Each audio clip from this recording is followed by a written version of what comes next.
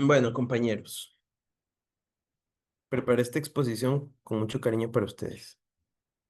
¿Ok? Qué amable. Muy bien. Vamos a hablar acerca del linfoma difuso de células B grandes, haciendo pues también una mención al linfoma primario de mediastino. Este, realmente, como pues hablé hace un ratito, esta patología sí es algo compleja. Sin embargo, la buena noticia con esto es que en general se trata de la misma forma, así que podemos relajarnos también.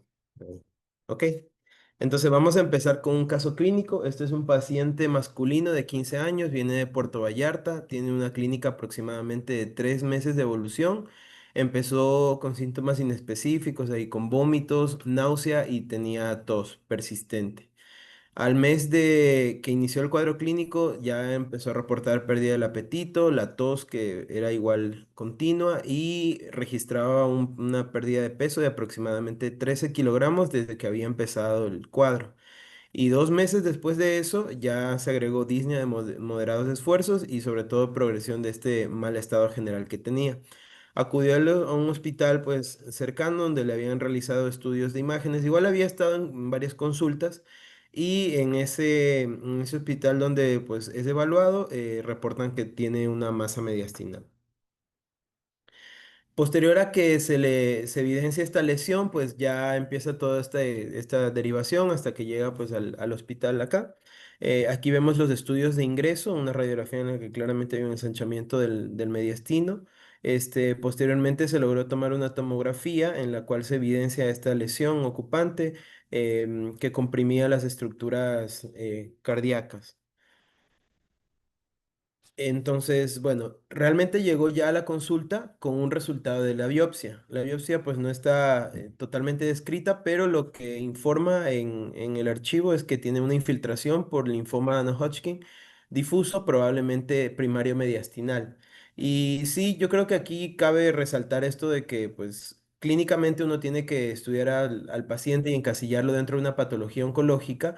Y en cuanto a la patología y a la inmunohistoquímica y a la cuestión molecular, sí, uno hoy en día cuenta con muchas herramientas para poder dar un diagnóstico muy exacto, pero vamos también al hecho de o sea, qué tenemos a nuestro alcance para poder decir si qué tipo de linfoma es el que estamos abordando. Entonces, yo creo que está bien ponerlo como probablemente un linfoma primario mediastinal.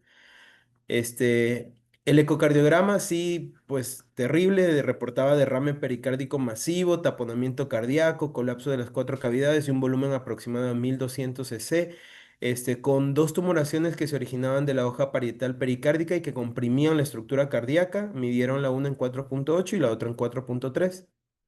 Y bueno, posterior a toda esa evolución, pues la indicación de parte de la clínica fue la citorreducción con dexametasona y ciclofosfamida, pues que ya hemos visto en otras patologías. Entonces, con esta introducción de caso clínico, vamos a hablar hoy acerca del linfoma difuso de células grandes B y vamos a hacer pues también una mención a este linfoma primario mediastinal, también de células grandes.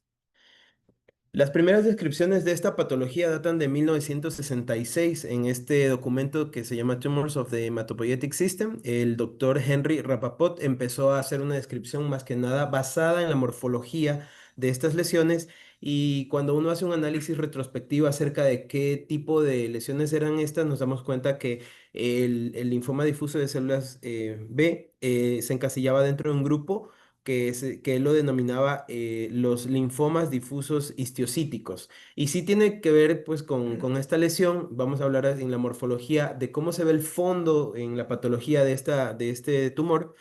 Y pues claramente a esas alturas de la descripción oncológica estaba totalmente justificado que esté en esa clasificación. Pero bueno, desde aquí, porque la siguiente diapositiva ya habla de la clasificación actual, hasta el 2022, que es la última edición de las neoplasias hematopoyéticas y de tejido linfoide, vamos a tener un montón de descubrimientos ya que tienen que ver con la cuestión molecular, de las vías de señalización, la inmunistoquímica, todo eso, y es algo que realmente hasta hoy en día se sigue como tratando de clasificar estas lesiones. Es nada más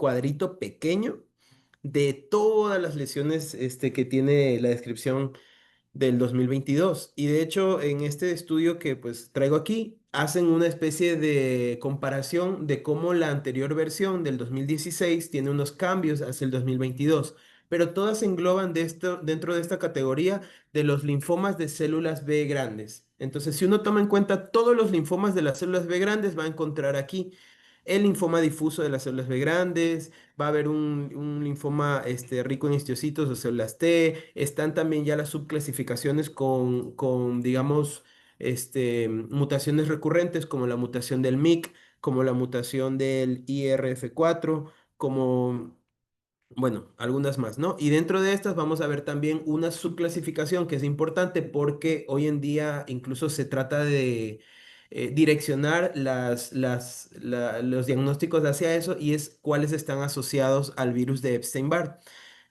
También tenemos otros, por ejemplo, ya más que nada en pacientes adultos, como aquel linfoma de células B grandes asociada a sobrecarga de fluidos, y bueno, algunos más. Pero bueno, para tratar como que de discernir la utilidad de esta clasificación, nosotros vamos en alguna ocasión a tener, por ejemplo, un paciente que tiene una sobrecarga, digamos, de insuficiencia cardíaca, derrame pleural, no se encuentra la causa, realmente no tiene algún desencadenante de la falla cardíaca o del derrame pleural y se hace pues, la síntesis de ese líquido y nos damos cuenta de que hay células de este tipo, o sea, células grandes de estirpe B, lo podríamos subclasificar en este tipo de patología, o sea, es un al grupo de las células B grandes, pero del subtipo de sobrecarga de líquidos, ¿no? Es más que nada eso de ahí. Ya una vez que está subclasificado, sí, estas subclasificaciones a su vez tienen mutaciones que probablemente y sobre todo ciertos genes que podrían en algún momento, quizás no en la actualidad, pero en algún momento servir como terapia blanco. Pero es algo que continuamente está como cambiando. En este estudio de aquí también mencionan cómo algunas clasificaciones previas se han ido modificando. Entonces, en el gráfico de la derecha, vamos a ver cómo, por ejemplo, en la clasificación número 4 los linfomas difusos de células grandes se fueron, por ejemplo, ligando a algunos que tenían o que estaban en la categoría de los linfomas primarios del sistema nervioso central y al tener la misma morfología, ahora están dentro del grupo de los linfomas difusos de células B grandes. O por ejemplo, aquellos que ya se sabía que tenían alteraciones del MYC, del BSL2 y del BSL6, que eso es algo muy importante que hay que recordar en esta patología, nuevamente se van como reclasificando y ahora pertenecen al grupo de los linfomas difusos de células B grandes. Y así como, bueno, lo podrán revisar quizás después a detalle, pero de varios grupos previos se han ido como subclasificando nuevamente y van ingresando al grupo de las células B grandes. Por esto, porque comparten una morfología y porque se dan cuenta que recurrentemente presentan ciertas alteraciones. Y nuevamente, la buena noticia es que la mayoría responden a los mismos tratamientos. ¿Ok? Entonces, ahora, ¿cómo vamos a definir a estos linfomas? Va a ser un grupo de neoplasias que comparten unas características morfológicas similares, que son el tamaño mediano a grande, con núcleos ovoides y con una cromatina vesicular. Más que nada tienen fenotipo de células B maduras y dentro de esto ya vamos a ver, bueno, recordando esta clasificación de la OMS, el grupo más común es el linfoma difuso de células B grandes no especificado. ¿Y por qué es el grupo más grande? Porque si no tiene tal rearreglo, si no tiene tal característica clínica, si no tiene tal combinación, sencillamente va al no especificado. Por lo tanto, este va a ser el grupo más grande. Hoy en día, pues esta subclasificación tiene 17 subtipos y la del no especificado. Entonces, si no cuadra para ninguno, lo van a mandar allá, pero si se puede clasificar en alguno de sus subtipos que tiene como especificaciones, van a ser en total 18, ¿no? Y bueno, lo importante aquí que los abordajes son iguales. Ahora, la epidemiología. Dentro de los linfomas no Hodgkin, el subtipo del linfoma de células B, bueno, ya lo vimos en la exposición anterior, Burkitt linfoma es el que está como a la cabeza, pero después de ese viene este grupo de aquí. Eh, Sin embargo, algunos estudios sí lo reportan como el tipo de linfoma no Hodgkin más común. Abarca aproximadamente un 30% de los linfomas no Hodgkin de toda pues, la descripción, pero es dependiendo de dónde se lo estudie, es variable la epidemiología. Tiene un predominio masculino, eso sí lo repiten la mayoría de estudios, y aproximadamente una incidencia de 150.000 casos nuevos al año. Su edad de presentación más frecuente va a ser en mayores de 70 años, pero tiene por ahí un pico, sobre todo, pues ya vamos a ver este mediastinal primario, tiene un pico en la adolescencia y va a ser muy raro en escolares, pero sí puede haber. Y ya en edades pues inferiores a eso va a ser mucho más raro. Este estudio de acá que reporta los casos de linfoma no Hodgkin en los últimos 30 años, hasta el 2020, pues en Estados Unidos sí es muy como recurrente hacer estudios basados en la etnicidad y en el predominio del género. Entonces nos damos cuenta de que sí, hay un predominio en la parte de los masculinos, pero nos damos cuenta que aproximadamente en estos últimos 30 años hay como o sea, como que se mantiene, es lo mismo, siempre aparecen la misma cantidad de casos, se van identificando igual, así que eso pues se denomina incidencia en plató. Este es la epidemiología basada en el International Non-Hodgkin Lymphoma Classification Project, en la cual vemos que hay como sí una similitud de forma global y aquí puse pues cuáles son los lugares en los que más se describe, pero recuerden que muchas veces esta descripción no se basa en una epidemiología real, sino en qué países se hacen estudios y en qué países no.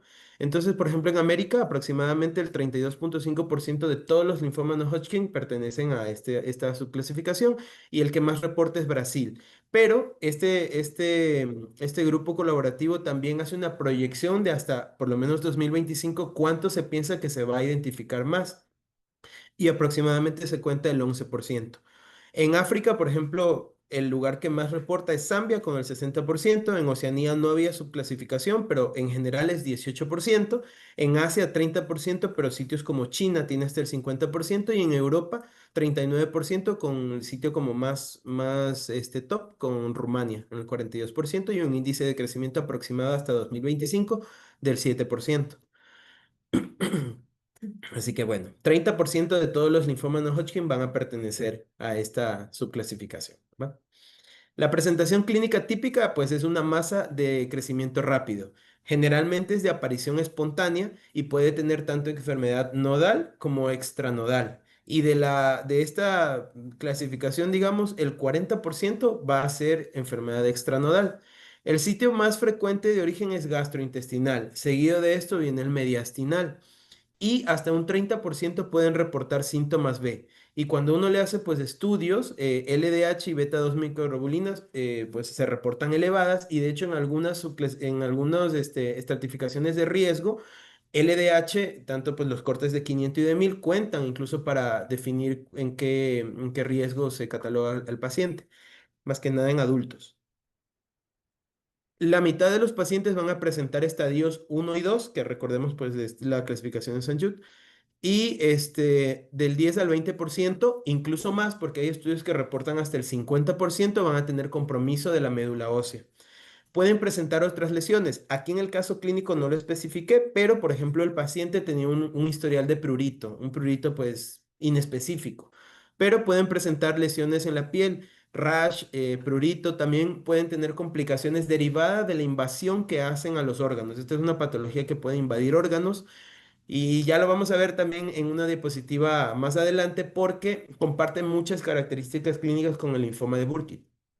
Entonces, por ejemplo, puede presentar obstrucción ureteral derivado de esta infiltración a nivel renal, síndrome de lisis tumoral, síndrome de vena cava superior o compresión de la vía aérea. Entonces, por ejemplo, algo que también tenemos que tener como diferencial, este paciente con tos persistente al que después se le identificó una masa mediastinal, pues tenía ese tipo de patrón clínico.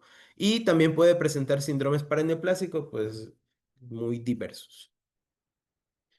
Ahora, los factores de riesgo se han ido determinando en varios estudios, pues, conforme ha pasado el tiempo, pero más que nada como para recordar, la exposición a pesticidas y fertilizantes sigue siendo como uno de los principales antecedentes que reportan los adultos. Está también la presencia de agentes alquilantes y recordemos que muchas veces en patologías como linfoma de Hodgkin o como leucemias en recaída o, bueno, nosotros utilizamos agentes alquilantes, así que pues tranquilamente uno de estos pacientes puede posteriormente desarrollar una de estas patologías. Incluso cuando unimos estos agentes alquilantes a la radioterapia, el riesgo pues aumenta mucho más y es algo pues bastante común en algunas enfermedades. Las inmunodeficiencias congénitas y adquiridas están muy descritas en esta patología de casi todos los tipos. hay un montón de patologías que pueden desencadenarlo y hoy en día pues ya se da más seguimiento a estos de aquí que son los inmunosuprimidos por drogas, sobre todo estos que tienen trasplante y más que nada se lo ha relacionado con la aparición de este tipo de linfomas a nivel del sistema nervioso central. La infección por Epstein-Barr virus es algo que hoy en día incluso forma parte de los algoritmos de abordaje de estos pacientes, pero hay otros virus como el de virus de hepatitis B y el de HIV, sobre todo en estadios en los que ya tiene SIDA, en los que pues hay hay elevación en cuanto a la incidencia de este tipo de enfermedades. Y bueno, aquí tenemos un cuadrito de un estudio que lo puse abajo en el cual hicieron como o establecieron el riesgo que podían presentar en base a algunas condicionantes y vemos, por ejemplo, en infecciones del HIV, bueno, algunos herpes virus, también vemos algunas enfermedades, pues, que casi no las vemos en pacientes pediátricos, como la artritis reumatoidea, pero otras que sí la podemos compartir, como el síndrome de Sjögren o el lupus eritematoso sistémico. Las patologías inmunodeficientes, sobre todo las congénitas, también pueden predisponer a esto. Pero bueno, estos son como los factores de riesgo. Muy bien. En características biológicas de este paciente, sí, pues espero no confundirlos con esto. El diagnóstico de esta enfermedad requiere una evaluación detallada de la biopsia excisional. Recordemos que en general los linfomas, la recomendación siempre es que se haga una biopsia excisional, porque pues dependiendo de qué patología vayamos abordando, las biopsias con aspiración de aguja fina puede que llegue a un lugar que no es representativo de toda la estructura. Y sobre todo, recordemos que necesitamos evaluar como todo el ambiente donde se dio este linfoma para poder definir qué tipo de subtipo estamos como revisando. Entonces, la biopsia excisional es lo que está indicado siempre que se logre. Cuando no se puede, las guías sí dicen que puede hacerse pues una biopsia de otro tipo, pero pues la excisional es la que debe hacerse. Tiene que evaluarse muy detalladamente la morfología. De hecho, la recomendación que hacen las guías es que siempre sea un hemopatólogo el que revise este tipo de casos. Inmunohistoquímica, FISH, citometría de flujo y hoy en día pues los estudios moleculares nos van a ayudar mucho más. Entonces ya vamos a ver las otras partes de esta diapositiva, pero bueno. Nos vamos a este estudio que lo publicaron en el 2018 en la revista, en el New England Journal of Medicine, en la cual vamos a ver todos estos subtipos, y estos son en adultos, todos estos subtipos de linfomas difusos de células B grandes. Pues aquí los podrían leer todo, pero básicamente quiero que tengan en cuenta que, por ejemplo, en el que es no especificado, vamos a encasillar todos los que sean CD20 positivos y que no tengan otras características o que no sean completos de otras características y que también clínicamente no se los puede atribuir. Pero vamos a tener, por ejemplo, subclasificaciones como la de rica en histocitos y células T. Vamos a tener algunos que tengan mutaciones del MID88, que pues es oncogen. Vamos a tener unos que tienen aislamiento de Epstein-Barr virus y que tienen células parecidas al linfoma de Hodgkin. Por eso es muy importante que lo haga un hemopatólogo que recurrentemente vea esto de aquí, porque en cuanto a la morfología incluso se puede parecer mucho a los linfomas de Hodgkin. Por ejemplo, hay uno que en caso de piotórax crónico, un paciente que presenta pues esta clínica recurrente y de repente alcanzamos a identificar estas células B, podría ir en esta subclasificación. Es un paciente que ya no va a necesitar antibióticos, sino quimioterapia. Algunos que están relacionados, por ejemplo, la granulomatosis linfoide, a inmunodeficiencias y es de presentación pulmonar. Y en la parte de abajo puse los que son como más orientados a pediatría, que son aquellos con mutaciones del IRF4 que se presentan a nivel del anillo de Waldeyer y por suerte tienen pronóstico favorable. Estos de aquí son pues el subtipo de rearreglo en el IRF4 o el linfoma primario mediastinal, el cual se da en adolescentes pues se presenta en mediastino, pero también puede tener infiltración a hígado y a riñón. Y es algo que cuando tengamos esta patología enfrente debemos recordar porque hay que ir como a rastrear a ver si no tiene infiltración en hígado y en riñón. Estos de acá son mucho más raros, de hecho el mismo estudio los como que hace el énfasis de lo raro que son, pero nos vamos a ir hasta el final. Bueno, ahí tenemos por ejemplo unos que tiene derrame sin masa, que podría ir clasificado como linfoma con efusión pleural o que van dentro del contexto del paciente que tiene HIV, sobre todo cuando llega a estadios ya de SIDA. O hay uno que comparte incluso características con el linfoma ALK positivo. Y miren que, o sea, se llama linfoma intravascular de células B grandes, pero es ALK positivo y es CD20 negativo. O sea, claramente eso va a ser un reto diagnóstico para todos los que tengan que evaluarlo. Sin embargo, esta última parte sí es algo que tenemos que tener en cuenta, porque si nosotros tenemos el acceso o la posibilidad de pedir ciertas condiciones, como por ejemplo el MIC, el BSL2 y el BSL6, podríamos inclusive llegar al diagnóstico de un linfoma de grado alto. Y esto de aquí sí es importante porque este tipo de pacientes sí se van a beneficiar de esquemas de quimioterapia más intensos que los típicos esquemas de quimioterapia. Y bueno, y en adultos se describe mucho el R-CHOP, pero pues ya hoy en día hay esquemas un poco más intensos que pueden ayudarnos con este tipo especial de pacientes. Así que podríamos estar tratando un paciente en el que no le hicimos MIC, no le hicimos BSL2 ni BSL6, con protocolos actuales y sabemos, perdón, con protocolos convencionales. Quizás no tengamos una buena respuesta y va a ser precisamente por eso, porque no buscamos estas alteraciones y bueno, si tenemos la oportunidad, lo deberíamos hacer. Ahora, hay otro enfoque también que se le puede dar a este tipo de linfomas y es dependiendo de los subtipos que tenga. Entonces nos regresamos a la primera diapositiva donde podemos describir cuáles son estos subtipos de linfomas de células B grandes difusos y tenemos dos subtipos, ¿ya? Esto va a ser importante después. Vamos a tener el GBC, que es el Germinal Center B Cell Like, y vamos a tener el ABC, el subtipo ABC, que es el Activated B Cells que tiene peor pronóstico. Esto de aquí se relaciona con el estadiaje de maduración en el cual se derivó la célula maligna, ¿no? Vamos a tener uno más inmaduro y otro más maduro, teniendo en cuenta igual que forman parte de las células B maduras. Entonces, cuando hacemos este abordaje podemos, digamos, subclasificarlo en dos tipos. El que viene del centro germinal y el que tiene las células B activadas, ¿no? Entonces, va a haber un porcentaje de aproximadamente el 15% que no va a pertenecer ni al uno ni al otro. Y ese, pues, más difícil porque uno tiene que decidir qué le da. Pero en general, al de células del centro germinal, uno puede, digamos, tener buen pronóstico con protocolos convencionales, mientras que el ABC, el de ABC, ese de ahí probablemente sí necesita una intensificación del tratamiento. ¿Qué es lo que vamos a ver? Que, por ejemplo, sobre todo el BSL2, que aquí lo tenemos como, no sé, lo tenemos aquí en Genetic Hallmarks. Si nosotros logramos identificar el BSL2, muy probablemente estemos ante uno del centro germinal. Así que bueno, no es, digamos, 100% exacto, pero nos dirigimos hacia eso, hacia tratar a un linfoma del centro germinal. Pero si tenemos, por ejemplo, alteraciones del NFKB2, que es sobre todo la vía que está alterada en este de aquí, sabemos que es un linfoma más agresivo y por lo tanto deberíamos añadirle terapéutica.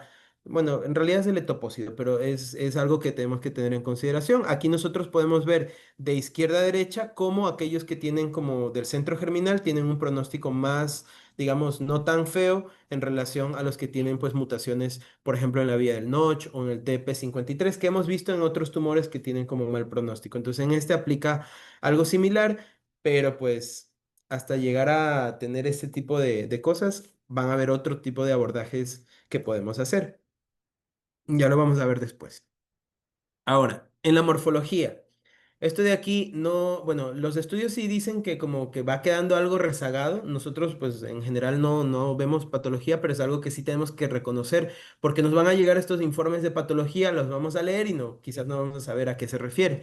Vamos a ver células grandes. El patrón de distribución va a ser difuso y de hecho esto es lo que le da nombre a la enfermedad, ¿no? Patrón difuso y células grandes. Cubre casi de forma total la estructura nodal y extranodal, pero pues si hacemos una biopsia que no es excisional, podemos como apuntarle justo a esa zona donde no se van a ver las células. Así que pues sí tiene más que nada asociado zonas de fibrosis y áreas de necrosis. El índice metótico suele ser alto y este de aquí es una pista diagnóstica porque una de las cosas que también tenemos que descartar es que no sea un linfoma de Burkitt. Entonces, el índice mitótico va a ser alto, pero digamos no tan alto como el del linfoma de Burkitt.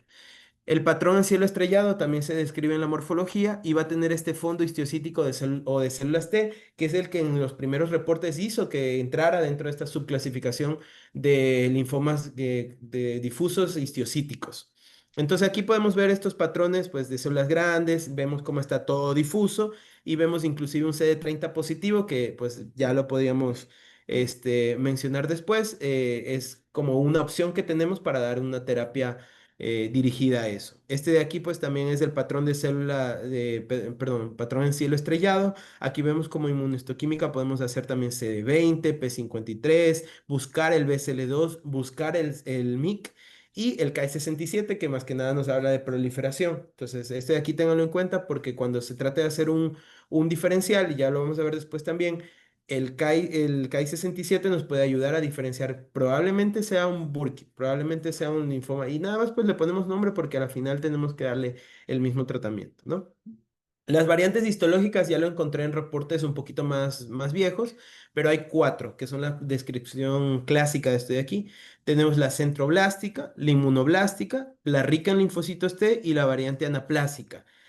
Se ha tratado como de ligar esto a ciertas mutaciones, a ciertos arreglos, sin embargo son demasiado variables. O sea, una variante centroblástica puede tranquilamente presentar una alteración del MYC, del BSL2, un IRF4, asimismo la anaplásica, pues del CD30, un ALK, o sea, es muy diverso. Así que estas subclasificaciones siguen entrando como en la descripción de histopatología, pero nosotros ya como que vamos más orientados hacia lo molecular. Pero bueno, esto es algo para igual tener en cuenta. Este, por ejemplo, es el caso de un paciente con un linfoma difuso de células B grandes adulto, en el cual por FISH se logró pues, evidenciar una aberración del 11Q y este es un subtipo también del linfoma de células B grandes. ¿Ok? ¿Hasta ahí vamos bien? Muy bien. Ahora, vamos a hablar acerca del inmunofenotipo. Se puede hacer por inmunohistoquímica o también por citometría de flujo. Sí le dan como mucha vuelta a qué puede tener uno, qué puede tener el otro, pero básicamente estos son los que se repiten en todos. Expresan antígenos de células B y vamos a ver ahí CD19 positivo, CD20 positivo y CD22 positivo. Esto nos va a ayudar tanto para identificarlo como para alguna terapia dirigida. Entonces, recordemos que en farmacología vimos cuáles eran las terapias blanco para CD19, para CD20 y para CD22. Y de hecho, hoy en día en los protocolos de tratamiento sí se trata de enfocar como darle la quimio y darle la ayudancia con esta terapia blanco. También vamos a encontrar CD79A y ocasionalmente pues el CD30 positivo. Y si tenemos CD30 positivo, también tenemos una opción terapéutica para eso, ¿no? Vamos a encontrar factores de transcripción de células B como el PAX-X5 y el OCT2. Vamos a encontrar hasta en el 60% de los casos de la expresión de inmunoglobulina de superficie, que puede ser IgM, pero también puede ser IgG o puede ser IgA. Va a ser negativo para marcadores de células T, pero recuerden que hay uno que tiene fondo de células T, que también puede expresar algunos marcadores de células T, pero no va a ser de los más comunes. Y el Ki-67 va a ser alto, pero va a ser menor al del linfoma de Burkitt. Menos del 90%. Es un corte que no está como establecido, pero es más o menos una guía. Si tiene menos del 90, probablemente no sea un linfoma de Burkitt. Del lado izquierdo tenemos pues con qué frecuencia y qué significancia clínica tienen estos marcadores. Y ahí vemos desde arriba, pues 19, 20, 22, 79A, vemos que son marcadores diagnósticos, algunos también como diana terapéutica. Y bueno, pues ahí lo pueden revisar después. De esto de aquí hay mucha información, nada más traje los cuadros, pero hay mucha información que quizás en algún momento lo puedan revisar, pero también tienen asociaciones en cuanto a translocaciones, por ejemplo la translocación 3B Q27, una que se repite mucho es la del T1418 que está relacionada a la expresión del BCL2, la translocación 8B Q24 que es la del MYC. Y como se dan cuenta, pues la vamos a encontrar no en una población tan baja, hasta el 40% pueden expresar este tipo de translocaciones. Y si nosotros las buscamos y las encontramos, pues podríamos decir, ah, ok, es un BCL2, probablemente sea del centro germinal. Entonces probablemente funcionen los protocolos de tratamiento convencionales. Pero por ejemplo, si queremos pedir una translocación 6BP25 y nos sale un IRF4, ah, ok, eso de ahí probablemente sea un grupo ABC, necesita quimio diferente. Pero bueno, es algo que en su momento, si se puede, se podrá pedir. Y también hay algunos genes recurrentes, y aquí hay una diferenciación entre cuáles son del centro germinal versus células B activadas, pero por ejemplo vemos que también puede tener alteraciones a nivel del mTOR, del BCR, algunas epigenéticas, y bueno, hay mucha información de esto, en algún momento ojalá lo puedan revisar. Y este estudio de aquí hacía como énfasis en cómo diferenciar, pues en patología sí es, digamos, un reto de diagnóstico, diferenciar entre un linfoma de Burkitt y un linfoma B de células grandes. Entonces, vamos a ver qué cosas apoyan el diagnóstico de un linfoma de Burkitt y qué cosas de uno de difuso de células B grandes. Por ejemplo, que sea BCL2 negativo, probablemente apoya que sea un linfoma de Burkitt, que sea un Ki-67 muy alto, en este caso el corte lo ponen en 95%, linfoma de Burkitt. Un rearreglo del MYC, linfoma de Burkitt. Pero, por ejemplo, si es positivo, si es menos de 90 o si lo tiene positivo el MYC, o identificamos un BCL6, un BCL2, probablemente estemos ante un linfoma difuso de células B grandes, ¿no? Y hay otros intermedios, pero bueno, es más que nada para eso. Esta tablita de aquí, también del mismo estudio del 2018 del New England Journal of Medicine, habla acerca de los factores pronósticos. Ustedes lo pueden leer en su totalidad, pero aquí hay como un extracto de qué cosas van a determinar que a un paciente le vaya mal. Para empezar, que sea un subtipo ABC o, en otros enfoques, que no sea GCB, o sea, del centro germinal. Lo que sea, pero que no sea del centro germinal, le va mal. Que tenga presencia o alteraciones del MYC, del BSL2 o BSL6 o los tres, algo que se llama el triple hit o el double hit, que es que tenga uno de estos rearreglos como pues presentes. Esto también es mal pronóstico, así que estos pacientes de aquí se beneficiarían de terapias más intensas. Y aquí hago algo como una aclaración. Si tiene del BCL2 probablemente corresponda al del centro germinal, pero si tiene los tres rearreglos ya no va a corresponder a eso, sino va a ser del grupo ABC. Entonces estos son los llamados triple hit de este subgrupo de aquí. Si el índice de proliferación es elevado, aquí lo describen en este estudio como 80 o más, le va a ir peor. Si es que tiene mutaciones del TP53, CDKN2A o pérdida del MHC de clase 2, le va a ir peor. Pero pues estas cosas ya, digamos, son mucho de estudios, no se hacen de forma recurrente. Pero esto sí se hace de forma recurrente aquí. Si tiene linfopenia y si uno le saca el radio linfocito monocito, no hay descripción de un corte específico, pero se dice pues que sea bajo, probablemente está teniendo una mala respuesta al tratamiento o sea de mal pronóstico. No está dentro de los ítems de estratificaciones de riesgo, pero es algo que nosotros podemos ir viendo. Si el paciente tras la primera terapia persiste linfopénico, linfopénico, linfopénico, es un paciente que uno tiene que pensar, uy, este puede estar recayendo o no le puede estar yendo bien. ¿Ok? Así que volvemos al caso clínico. Entonces, ¿qué nos decía la patología? Que traía un non-Hodgkin linfoma, era mediastinal, era CD20 positivo y le dimos ciclofosfamida y dexametasona, ¿no? Como citorreducción.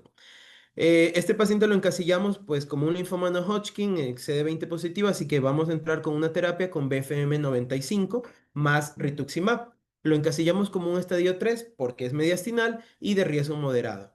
Empieza a recibir los ciclos AA y BB y se toma la primera imagen de control. Muchos estudios hablan acerca de esta respuesta temprana al tratamiento y observamos que hay una reducción, pues, digamos aquí de esta masa a esta masa de un 50%. Vemos también agregado ahí complicaciones infecciosas que recordemos que en toda patología va a hacer que los tratamientos tarden mucho más, que la quimio se retrase, entonces eso también es algo que hay que considerar.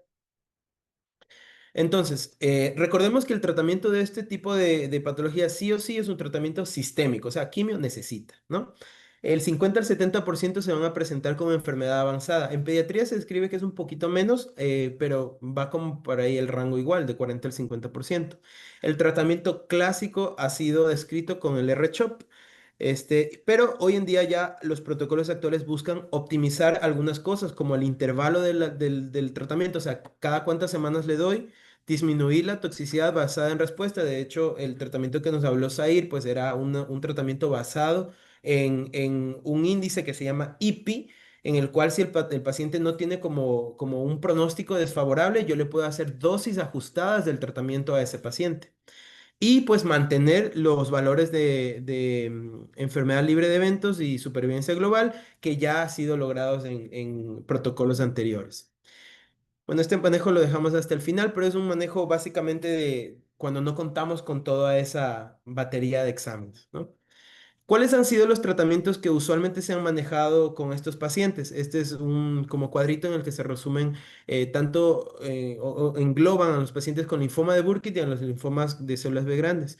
Y vemos que si buscamos cuáles son los que tienen más altos índices de curación, están pues efectivamente el BFM, pero también hay uno de la FAP que tiene varias publicaciones acerca de esto que en estadios bajos, que obviamente van a responder mucho mejor, alcanza niveles hasta del 98%, mientras que algunos otros que tienen pronóstico desfavorable, como la infiltración del sistema nervioso central, llegan al 75%. Pero bueno, recordando que nosotros manejamos aquí BFM, digamos, la posibilidad de curación o la enfermedad libre de eventos a 3 años se ha descrito.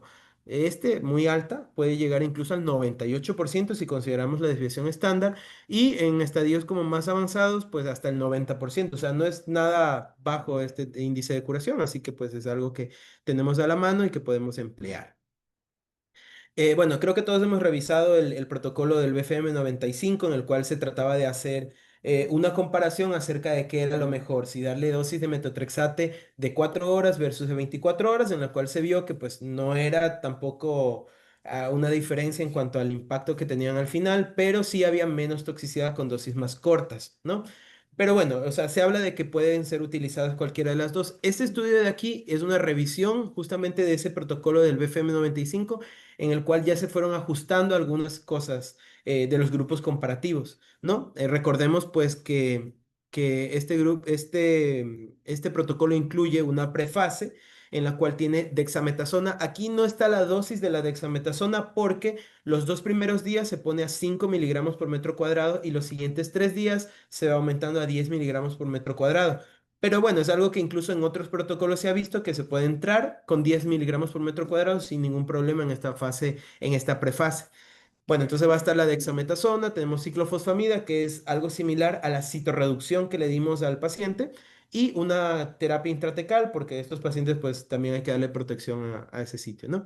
Y vemos los cursos A y B. En el curso A vemos a la dexametasona, la vincristina, está la ifosfamida, citarabina, topósido y la intratecal, versus el curso B, que también pues, tiene dexametasona, vincristina, ciclofosfamida, y varía cambiando la ifosfamida por doxorubicina y viene su terapia intratecal.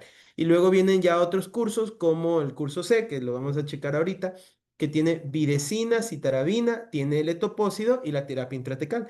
Entonces, esta revisión del BFM 95 lo que trataba de hacer era añadir esa terapia a la usual o a la manejada por el BFM 95 anterior. Realmente no demostró que tenga como mejorías en cuanto a supervivencia global y enfermedad libre de eventos, y tampoco en cuanto a toxicidad. Por eso, pues hoy en día lo que tenemos es que el protocolo BFM 95 sigue siendo el como de elección en estos pacientes. Mientras que la FAP, digamos que su mejor protocolo ha sido este de aquí, el LMB 95, en el cual ellos están prueban dos cosas. Primero, ¿cuál es la respuesta a estos tratamientos con COP, que tiene ciclofosfamida, prednisona y vincristina, y que luego se van modificando hacia un COP-AD, sería COPAD. Bueno, lo que añaden aquí es las dosis altas de metotrexate, muy parecido al BFM 95, pero ellos lo que tratan de identificar es si es que estos pacientes tienen buena respuesta temprana al tratamiento, podría quitarse la quimioterapia, hacerla menos intensa, inclusive tratando de sacarles las dosis altas de metotrexate, pero tampoco ha mostrado superioridad. Así que dentro de las opciones terapéuticas que tenemos, BFM 95 sigue siendo uno de los tratamientos que mejor le va a estos pacientes. Recordemos que también tiene terapias blanco, así que los estudios pues en esta altura deben ir acompañados de la terapia anti-CD20, puede ser también anti-CD22, anti-CD30 si lo tiene. Muy bien. Bueno, este de aquí es la otra parte de los estudios de la FAP, en la cual pues encasillaban a estos pacientes, digamos, que tienen estadios un poco menos avanzados, y solamente se encasillaba con ciclofosfamida, vincristina, prednisona y doxorubicina, y como se dan cuenta, tiene muy buenos resultados con unas supervivencias que superan el 90%. Ahora, algo que tenemos que tener en cuenta, y lo vamos a ver en el desarrollo del caso, es que los pacientes que tienen el subtipo de linfoma primario mediastinal, tiene que añadírseles una terapia de control, ¿no? Lo que denominamos en tumores sólidos control local, y es la radioterapia. 30 a 39 grays, dependiendo de dónde lo vayan a leer. Este de aquí, pues, es una compilación de varios estudios, pero es como tratando de identificar solamente este subgrupo de pacientes que tienen linfoma primario mediastinal, y vemos que quizás sí tiene menos supervivencia en comparación a los que no tienen presencia de masa mediastinal, pero tampoco está tan baja. Y más que nada se añade esta parte de aquí que es el esquema de radioterapia. ¿Cuándo va el esquema de radioterapia? Es algo que también se ha ido como tratando de ubicar en qué curso va. Generalmente lo ubican tras los primeros controles de enfermedad, o sea, tras la primera imagen después del tratamiento, puede ser tras 2 ciclos. Algunos lo dejan hasta 4 ciclos porque en base a eso pueden decidir si lo llevan 6, y hay uno que otro protocolo que describe hasta 8 ciclos de quimioterapia, que no es lo usual. Pero bueno, dependiendo de eso, en alguno de esos controles se tiene que incluir la radioterapia, dependiendo de cómo veamos al paciente. Y este mismo estudio del New England Journal of Medicine describe cuáles son las terapéuticas hasta 2018 que se veían como prometedoras en este aspecto. Entonces, por ejemplo, tenemos algunos targets que van hacia CD19, como el axicaptagen, que son más que nada TCAR cells, el tisagenleucel, que es el que se ha utilizado sobre todo en recaídas de leucemias, también puede utilizarse aquí, y el lisocabtagene, que es otra terapéutica para, como Ticarcel, para CD19. Algunos anticuerpos monoclonales también para CD19, como el tafasitamab. Y tenemos para el CD30, por ejemplo, el brentuximab, para el CD79B, que es el polatuzumab, etcétera, etcétera, etcétera, ¿no? Entonces, por ejemplo, ahí vemos metido también al blina, está... Ah, también tenemos al venetoclax, recuerden BCL2, también pues podemos hacer ese bloqueo, y algunos inhibidores checkpoint, como por ejemplo el nivolumab o el magrolimab. Entonces, son terapias que hoy en día se siguen estudiando. Más que nada, recuerden que es algo difícil el acceso a este tipo de terapéuticas, pero hay estudios que ya lo describen. Bueno. Realmente este paciente no tuvo una buena respuesta. Después de haber hecho la tomografía de control, vimos que había una respuesta al tratamiento aproximadamente del 50%. Así que la decisión fue cambiarle a un protocolo de rescate, ¿no? A un salvage therapy que era con RICE y radioterapia, ¿no? Para hacer control local. Se le da 4 ciclos de esta terapia con rituximab y ICE, y se toma una nueva tomografía en la cual vemos una reducción aproximada de hasta el 70% de esta masa. Se hace un aspirado de médula ósea para ver pues cómo estaba esa enfermedad, nunca infiltró médula ósea, y se programó una cirugía para resección de este tejido tumoral con un reporte de patología en el cual había tejido fibroconectivo denso sin actividad tumoral. Entonces, pues vemos que realmente sí hay una buena respuesta a este tratamiento. Así que lo que se decide tras de esto es consolidar con 2 ciclos adicionales de Rituxi Ice, y se hace una PET scan para finalizar el tratamiento y pasar a vigilancia, y pues todo bien. Así que hoy en día este paciente está en vigilancia. Aquí vemos una comparativa de pues cuando llegó versus la última tomografía en el sistema, en la cual veíamos una reducción ya de la masa. Sí está todavía un poquito crecido, pero pues vemos que ya posterior a la cirugía toda esa área se resecó. Así que digamos, buena respuesta, ¿no? Y pues, ¿qué opciones tenemos en este caso? Recuerden que manejamos el concepto de refractario recaída, ¿no? Entonces, podríamos encasillarlo como que fue un paciente, digamos, refractario al tratamiento inicial.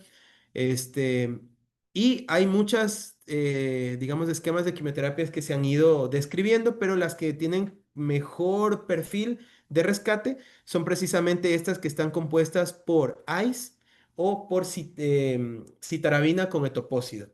Una es más intensa que la otra, el ICE lo hemos usado varias veces, sabemos de forma general que citarabina etopósido es un tratamiento muy, muy agresivo, versus un ICE que digamos lo podemos manejar un poquito más, también es algo agresivo, sumado siempre a su terapia dirigida, ¿no? En este caso al CD20. Pero vemos que de forma general, al menos esta corte que maneja 1.322 pacientes describe una supervivencia a 5 años del 29.9%. Es una diferencia drástica versus a tratar un paciente de inicio, así que si se puede manejar a la primera, y si es que las cosas se dan para que a la primera se logre remitir, pues siempre va a ser mejor, ¿no? Y ya con ICE, pues versus citarabina y etoposide, vemos también a 5 años del 36,4%. Estos de aquí son la descripción de algunos estudios. Este es de la FAF con el tratamiento LMB, en la cual vemos que hacen una comparativa de tratamientos de rescate para células B grandes y para linfoma de Burkitt. Y vemos que en general también, si es que el paciente no es un linfoma de Burkitt, le va a ir mucho mejor versus a que sea un linfoma de Burkitt con estos tratamientos de rescate. Y hoy en día, pues vemos varios estudios en los cuales hay terapias que ya se están usando combinadas, sumados a la terapia convencional, pero por ejemplo vemos el inotuzumab, que es anti-CD22, o el polantumab, que es 79, CD79B, o el pinatuzumab, también CD79B, sumado al también CD20, que en este caso puede ser rituximab, y vemos la bendamustine. Bueno. Todos estos de aquí igual están en curso. Algunos, en este caso, lo que reportan es hallazgos a la imagen como remisión completa y remisión parcial, pero bueno, ya son tratamientos que uno da de segunda línea, ¿no? Y este es nada más el 20% de un cuadro muy grande en el cual se describen cuáles son los estudios en fase uno y fase 2, en los cuales pues se está todavía reclutando pacientes para ver cómo funcionan estas nuevas terapias con polantumab, con locantuzumab y algunas nuevas terapias que hoy en día se están utilizando para este tipo de tumores. También hay unas recomendaciones para el seguimiento. Si mi paciente tiene un buen control, la vigilancia va a ser cada 3 meses durante los primeros 2 años y cada 6 meses hasta los 5 años. Pero recordar que estos pacientes reciben terapia que puede desencadenar segundas neoplasias, efectos adversos cardiovasculares e inclusive por el fondo que tienen, patologías autoinmunitarias. Es algo que constantemente hay que ir revisando en las consultas de seguimiento. No se define hasta cuándo hay un riesgo de que presente, por ejemplo, un lupus o una artritis reumatoide, así que generalmente hay que pensarlo para derivarlo oportunamente. Y este de aquí como que es el tratamiento a futuro o el enfoque a futuro que uno podría tener con este tipo de linfomas. Pues la biopsia de donde esté ubicado, si es posible, si es que tiene algún un órgano extranodal más el nodal, lo ideal sería hacer las dos, enviarlos a patología, que los revise un hemopatólogo, el diagnóstico que puede ser incluso por inmunistoquímico, citometría de flujo. Esta técnica Ever in situ hybridization es como para hoy en día tratar de identificar cuáles son estas secciones del código genético del Epstein-Barr virus que están pegadas al código genético de la célula tumoral. Entonces, en algunos países sí se hace, es algo que está recomendado para tratar de identificar también si se puede dar una terapéutica dirigida al Epstein-Barr virus. El análisis del FISH y la clonalidad de las células B. Ya con eso, pues identificar qué tipo de morfología tiene, qué tipo de subtipo a su vez puede ser. Y hoy en día incluso se habla de dar seguimiento y de respuesta al tratamiento con DNA circulante de células tumorales. Pero pues eso también está algo difícil. Y las terapias dirigidas cuando ya exista para Notch, para MYC, para BCL2, pues las que tengamos disponibles, ¿no? Muchas gracias.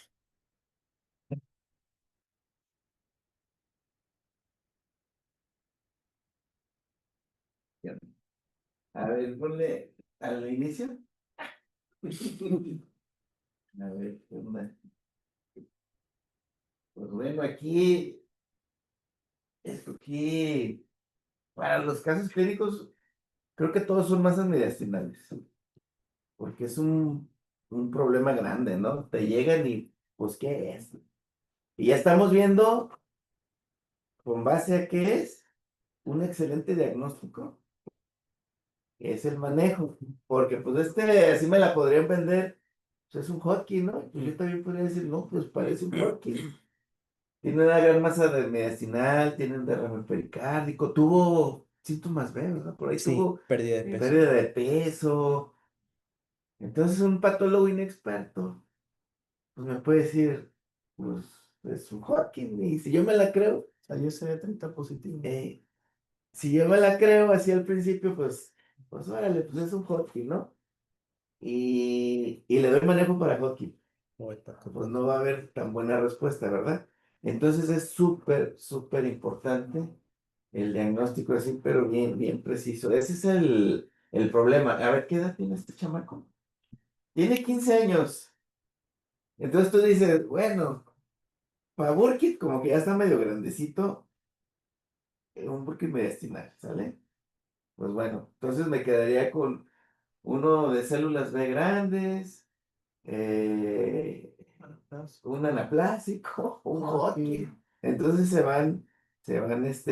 y aquí la cuestión es, no nos dieron, ¿qué marcadores nos dieron? El CD20. Nada más. Entonces ellos se fueron, fíjate, patología nada más se fue con el marcador CD20 y no estaba en el expediente electrónico, No, no, no lo encontré. no está. Entonces nomás se fueron con el CD20 y la morfología, Ujú. porque ahí se van ellos con lo que decía Byron, con lo que sí es centro germinal y todas las características, ¿sale? Entonces, no dieron CD30. Entonces ahí sí no la jugamos, ¿verdad? ¿Para qué nos hubiera servido el CD30? Para dar intoxicación. No, no, pero para diagnóstico. Ah, para ¿Qué sospechar. nos haría pensar? O sea, bueno, tiene CD20, Ya es, no es Hodgkin, ya es pero puede haber Hodgkin con CD20 positivo. muy raro. Sí Muy puede raro, haber, pero sí hay, sí puede haber. dicen que sí hay. Entonces, por eso es importante que nos den el CD20, ¿vale? Entonces, pues bueno, 3 meses con vómito, náusea, tos, pérdida de peso, y no sé si tuvo fiebre o algo, febrícula o algo así. Y la gran masa mediastinal, ¿sale? Entonces, se le decide dar una citorreducción. Y ya habíamos visto que en general las citorreducciones, pues nosotros llegamos al consenso, y si no, y si nosotros, y si no, pues yo por lo regular, ya ven que le dejo con Dexa y con ciclofosfamida. Y como dijo Byron, pues aquí nos viene la dosis de la Dexa. Pero bueno, uno hace sus ajustes y yo de entrada, ya ven, la dejo a 10 miligramos. ¿Sí? 10 miligramos por día, por 5 días, y la ciclofosfamida 200 miligramos por día. ¿Sale? Esta citorreducción, ¿para qué patologías nos puede servir en masa mediastinal? ¿Nos puede servir para un Hodgkin? Sí. Sí, Pues sí. también. ¿Nos puede servir para un Burkitt? Sí, También. ¿Nos puede servir para este tipo?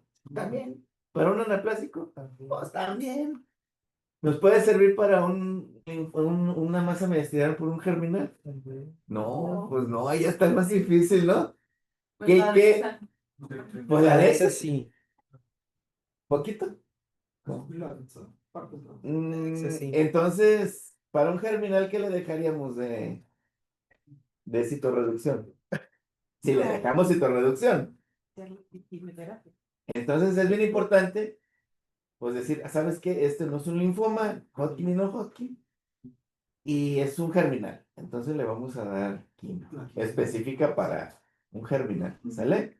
Entonces por eso mi interés de que fueran casos de masas mediastinales, porque ese es un problema. Y si les digo que me ha pasado a mí, me ha pasado que niños intubados, súper graves, en el civil viejo o aquí, y más de unos 2, 3 en lo que llevo, le hemos dado la citorreducción y, oh sorpresa, ya no hay masa,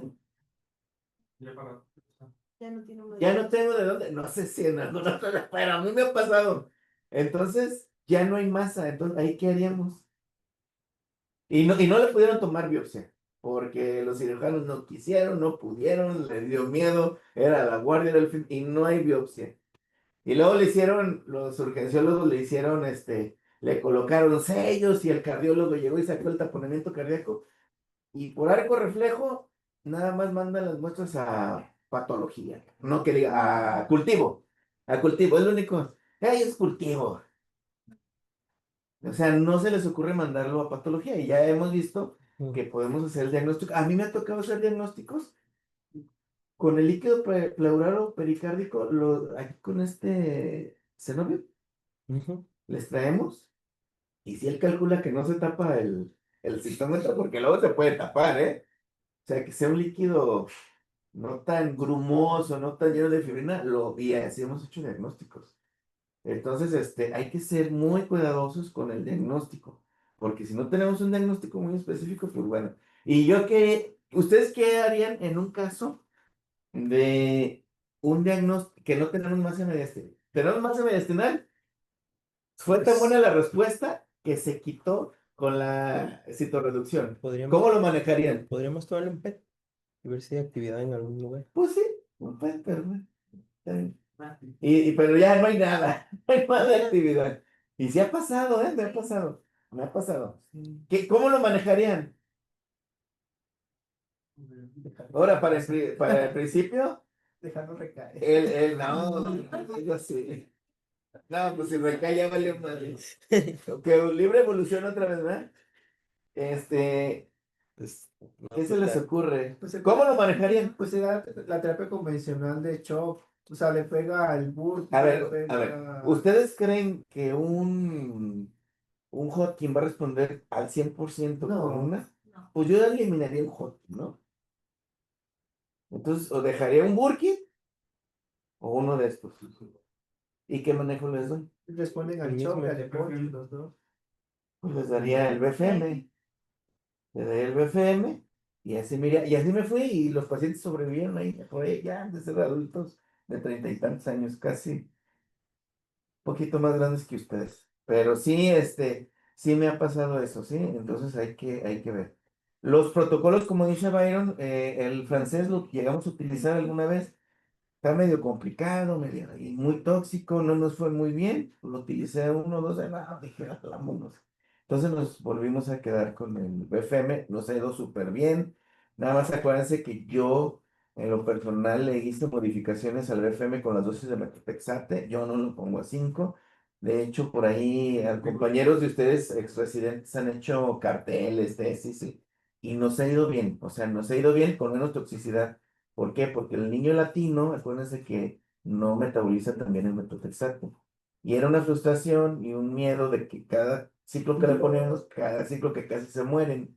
Entonces, bueno, y aquí, ya para, porque ya, ahorita nos van a correr, y se fijan cómo, a qué tiempo ustedes esperan una respuesta del manejo.